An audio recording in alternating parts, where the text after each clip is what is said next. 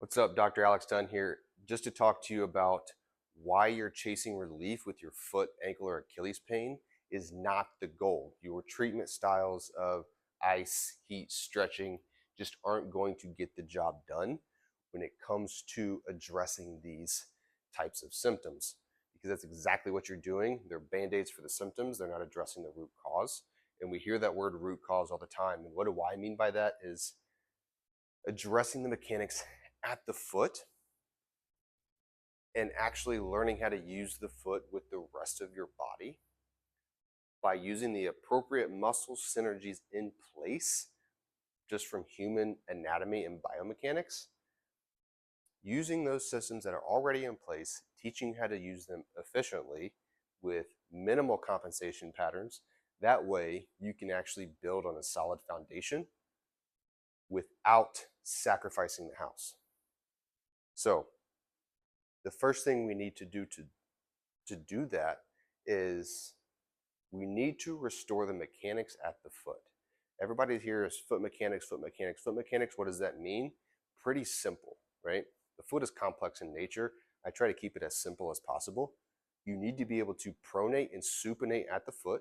Pronation is arch going towards the floor. Supination is foot coming up and away from the floor. And if you don't know what that means, you can research it further on my page. I go through more explanation on Instagram. But the key is not only to be able to get there, which is a concept of motor control, it's to be able to strengthen and load through those positions with efficiency. That way, when you go and do it in your lifts with your lunges, your squats, your split squats, and even into plyometrics and jumping, you're able to engage and access those muscle groups. That way, things are functioning together with minimal compensations and optimum efficiency. If we don't have the efficiency within the system is more likely to break down, right? And that's when injury occurs, or that's when flare-ups recur and keep recurring. It's how I helped Brock get from dealing with kind of some nagging knee pain, nagging foot pain, nagging hip pain from running. He's a high-level runner, runs collegiately now. And it's how we got him from dealing with all of this stuff to ready for the state tournament and getting second in the state tournament in the 400-meter dash.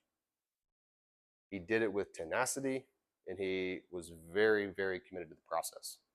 And that's the only way you get this done the correct way. It's not a quick fix. What it is a lifelong fix, because if injury happens again, and let's be honest, we can't prevent all injuries, but we can reduce the risk. But what we're doing is setting a foundation in place for when you do get injured, your body is already hardwired to want to go back to moving a certain way, and you have the tools available to do it, right? So being able to access pronation and supination is paramount. Whether you have high arches, whether you have low arches, medium arches, it doesn't matter. You need to be able to access both. The second piece is we need to be able to get proper dorsiflexion. Now, why is that the second piece? The first piece being pronation and supination. If the ankle dorsiflexion, so that's toes coming up or shin dropping down over the foot, if that is not able to be achieved in the closed chain position, that closed chain position is with the foot on the floor, think of a squat, then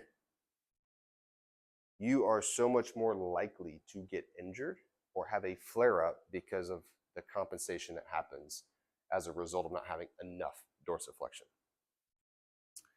So in order to achieve more dorsiflexion, you need to be able to pronate.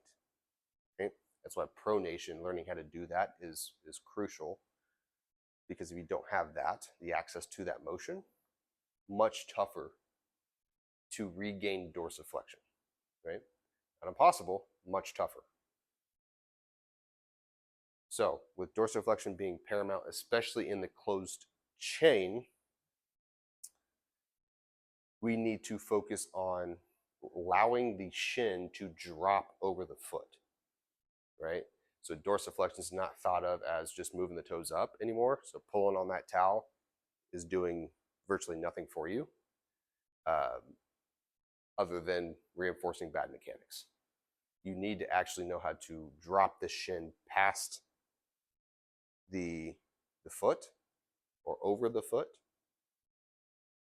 to get actually proper dorsiflexion, because when you get into squats, lunges, and even walking requires a little bit more than just pulling that towel. So you need at least 6 degrees, and that's the minimum functional amount of dorsiflexion to not start affecting your gait. So dorsiflexion, second super, super important main piece.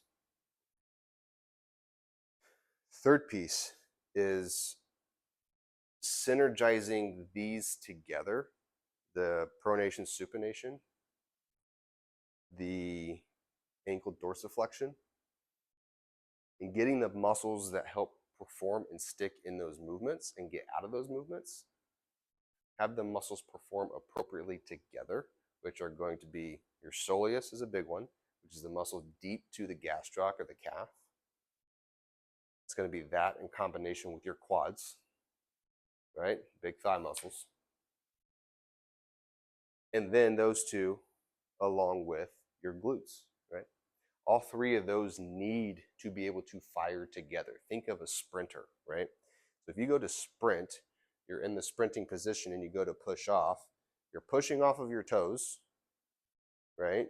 So when you push off your toes with a bent knee, your soleus is the main driver of that. It's the powerhouse of that movement. Your quad has to do the same thing to kind of push and kick that leg back. And at the same time, to get hip extension, your glutes need to be able to fire back with power. The same thing occurs when we get deep into a squat, when we go upstairs, when we jump, right? So all of those motions, that synergy is present or should be present, and in many cases it's not. So the three main pieces here, right? Pronation and supination at the foot and ankle. Dorsiflexion at the ankle.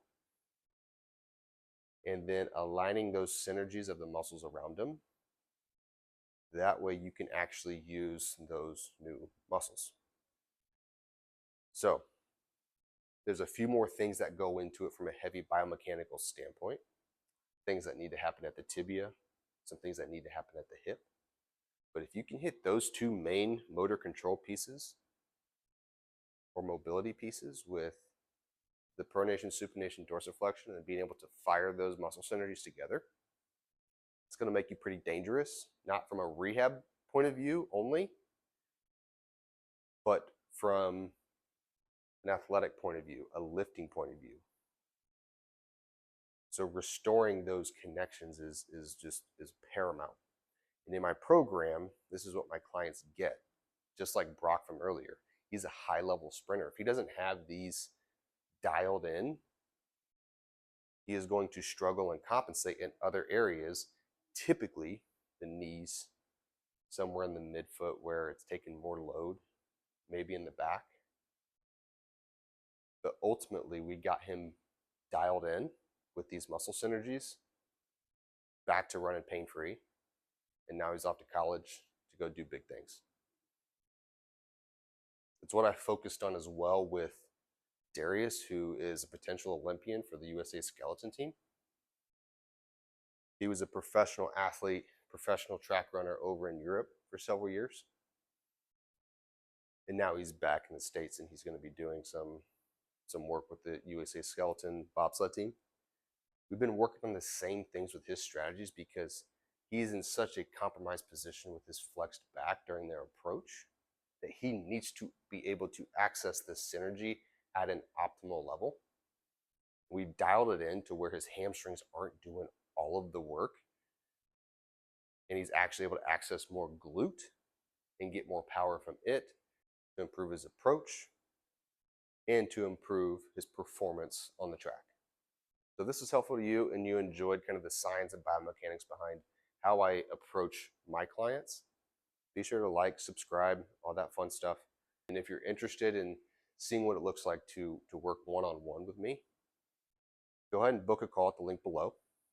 And I'd be happy to chat with you to dive into your situation and actually get a good idea of how this could apply to you and help your situation if you're dealing with a foot, ankle, or Achilles issue.